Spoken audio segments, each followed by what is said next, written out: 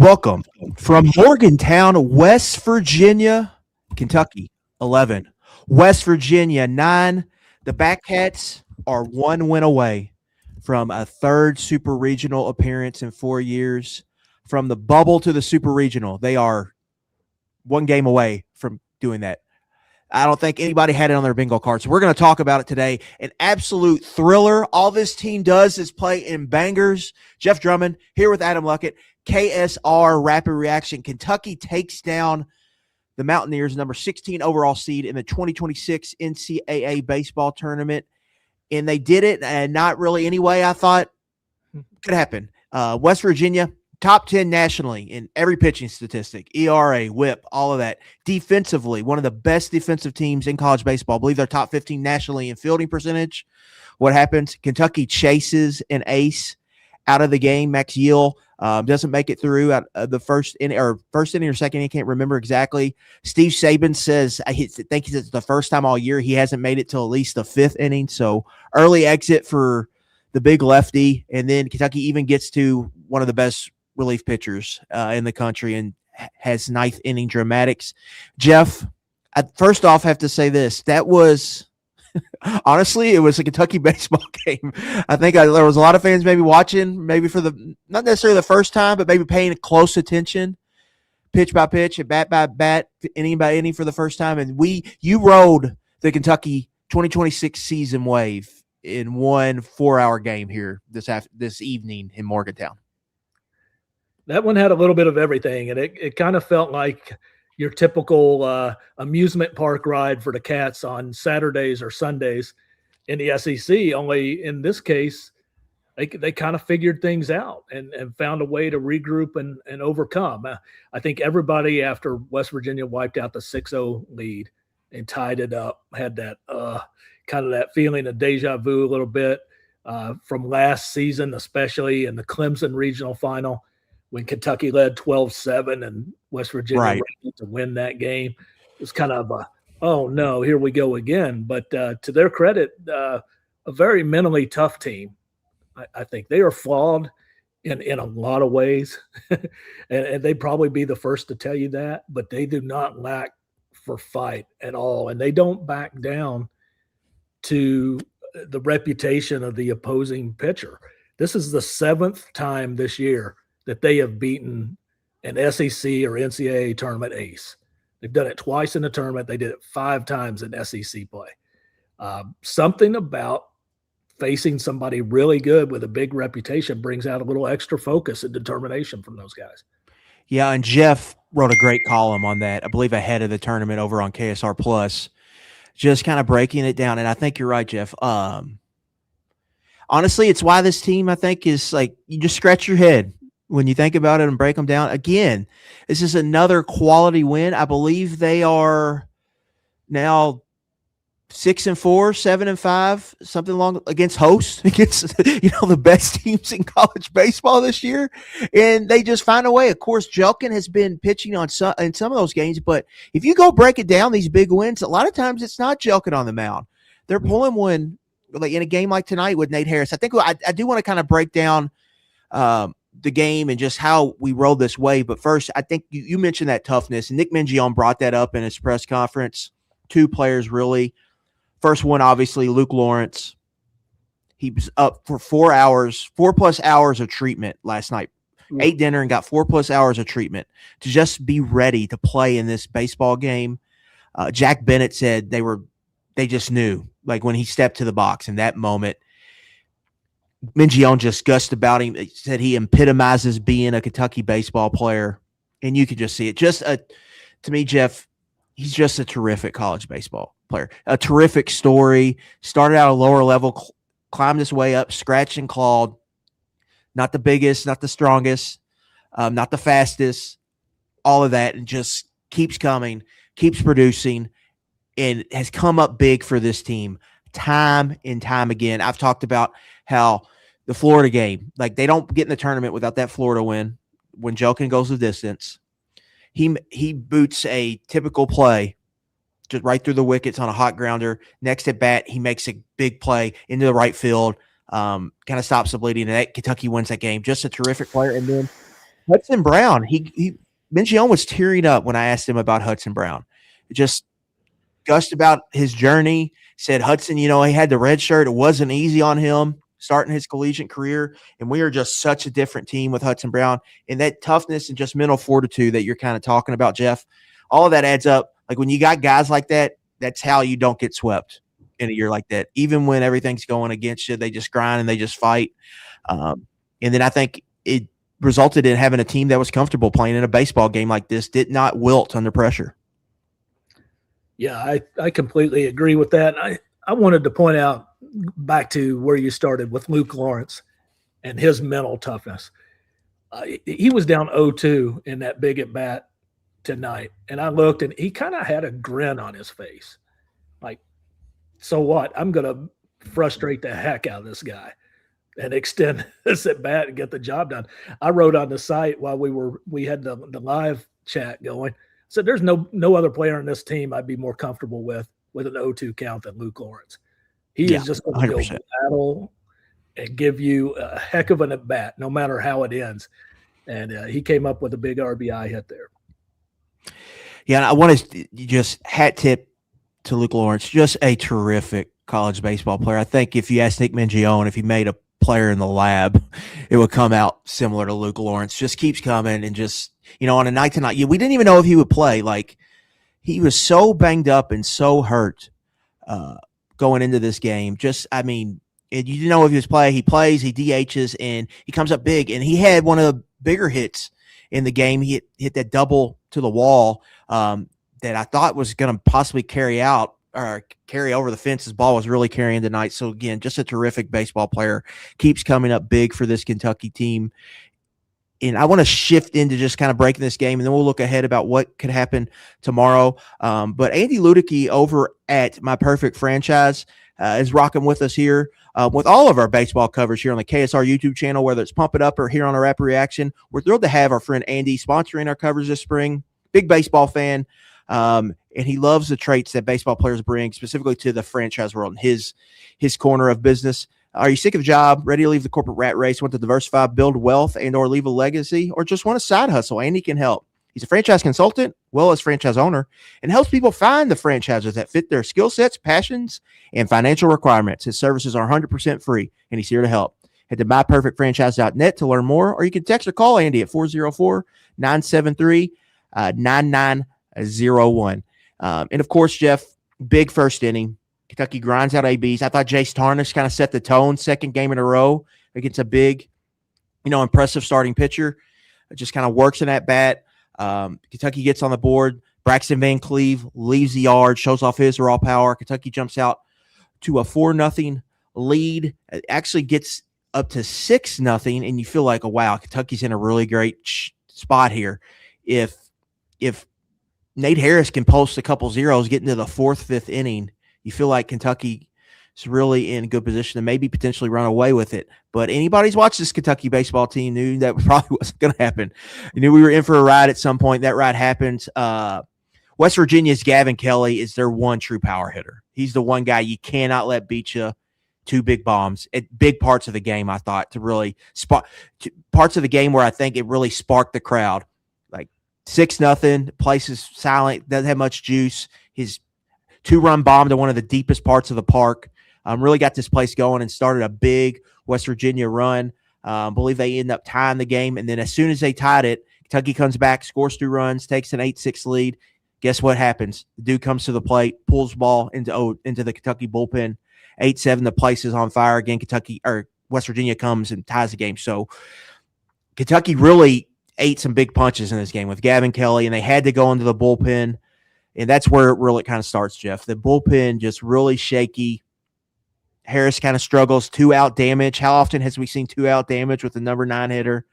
And that happens. Jack Sams has been their guy, kind of struggles. But really, Jack Bennett, and it started, I thought, with Ira Austin, kind of solidified and just settled everything down. And Kentucky doesn't win this game without those 2 veterans. Yeah, I actually, in my game report, I was trying to find a way to even mention Ira Austin in there. He wasn't in the game for very long, but I thought that for the time he was in there, maybe 2/3 of an inning, something like that. He got 2 outs, yeah. really did have a steadying effect on the game, because that momentum meter, if it was a video game, was pushing red towards the Mountaineers at that point. And the crowd, I mean, you were there, you could probably speak to this, but that sounded like a rowdy environment. It was they were on fire. It was on fire. That could have had some impact too on the Kentucky pitchers. I know they've been shaky at times during the whole season, and in some settings that weren't quite that rowdy. But I wonder what it's like for a guy like Jack Sams, who's a freshman. He's never been in that situation before. And he goes out there and the game's getting tight. And, man, those people are just – every play it seemed like they were going nuts over. And that maybe a little bit of nerves got to him there in that situation. It'd be interesting to see how he bounces back. Yeah, speaking of their fans, Kentucky fan section, friends and family section got into it with some Mountaineers in that first inning when that injury stuff was going on. So the place was intense. Kentucky jumps out. West Virginia comes storming back. And there was a couple times where it low and you could tell like West Virginia fans were getting nervous, but the place was juiced. 4,200 and change were in here. But, Jeff, above the stadium to my right here, your left, I believe, but there's like I don't know if it's a hospital, but it's this elevated place on a hill with a parking lot. And they probably showed it on TV. There was hundreds of West Virginia fans sitting there and a few more on the grass. And then on the other side, on the left field side, there's people sitting outside, just got their chairs on the fence, and you can see into the stadium. So, like, I mean, all of that added up to, like, this is a crazy environment. Minjion said it's might be the best environment he's ever played in college baseball. And this is a guy who has coached in a super regional at the box at LSU. So those are like, to me, those are pretty strong words coming from him. Just an incredible environment here. And Sams, I think back to him, it was the same thing we saw against Vanderbilt.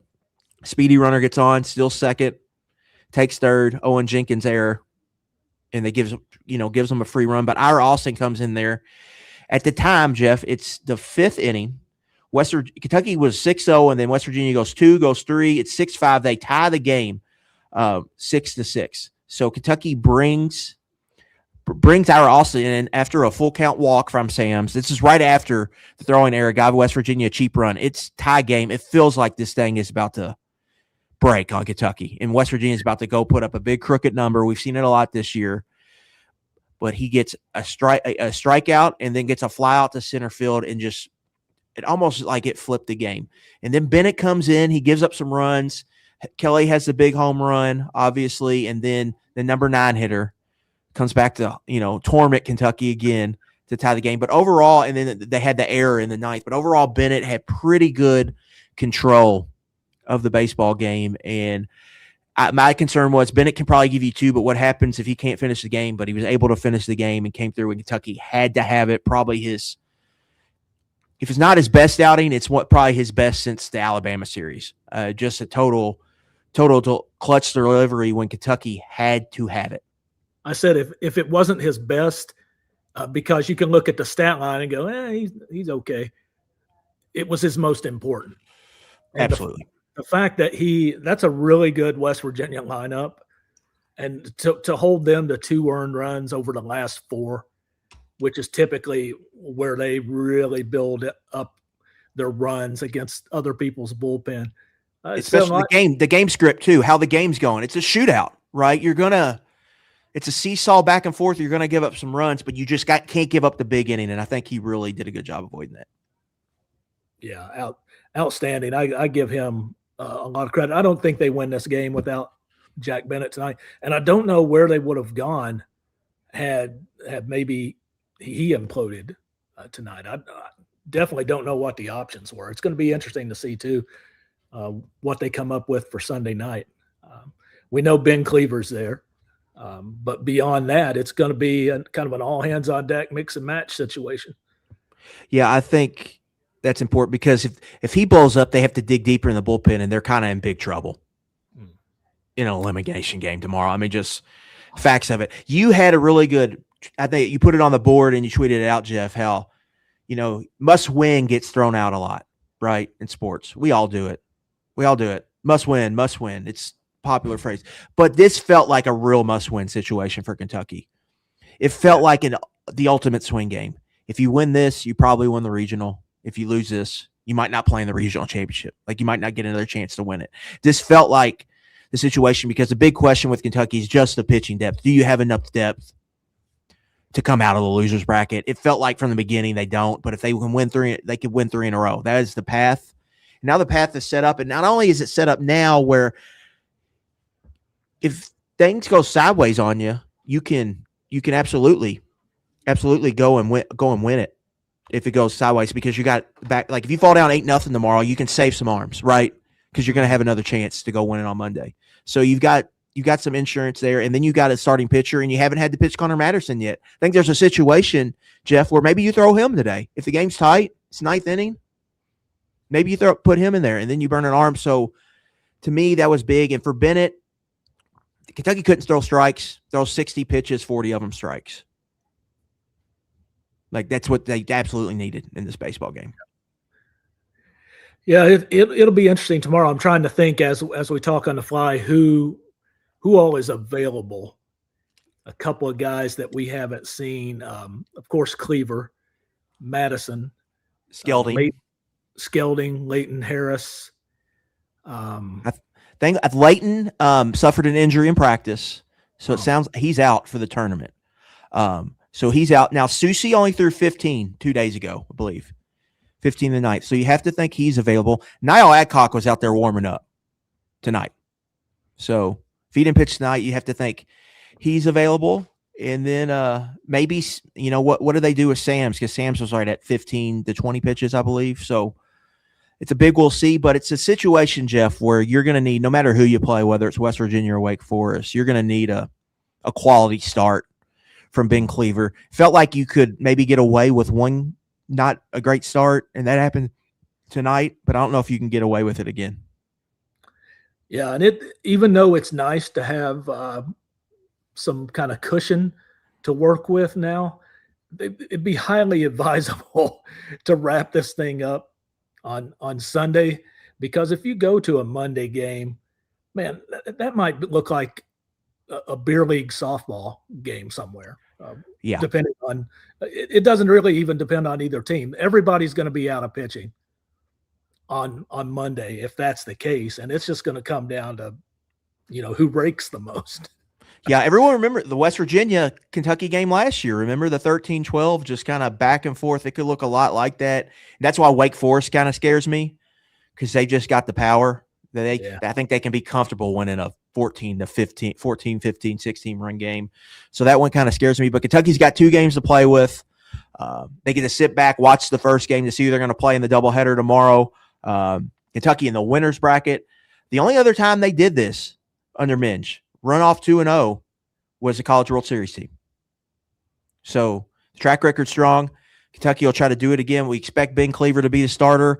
We'll find out late who is going to be Wake Forest, West Virginia. But the Batcats, 1 win away from advancing to a super regional, and who knows? UCLA avoided disaster tonight. There's a chance, Jeff. There is a chance that thing, because number 2 seed Virginia Tech's out now. There's a chance Lexington, Kentucky Proud Park, could host yet another super regional. And what a story would that be? But we got time to cover that. We'll be back tomorrow. So from Morgantown Press Box, good night. We'll still be having some coverage later on KSR. My long night's just getting started, but we'll be back doing it all over again. For Jeff Drummond, Adam Luckett, hopefully we'll see you here tomorrow when we'll be talking about a potential Lexington Super Regional.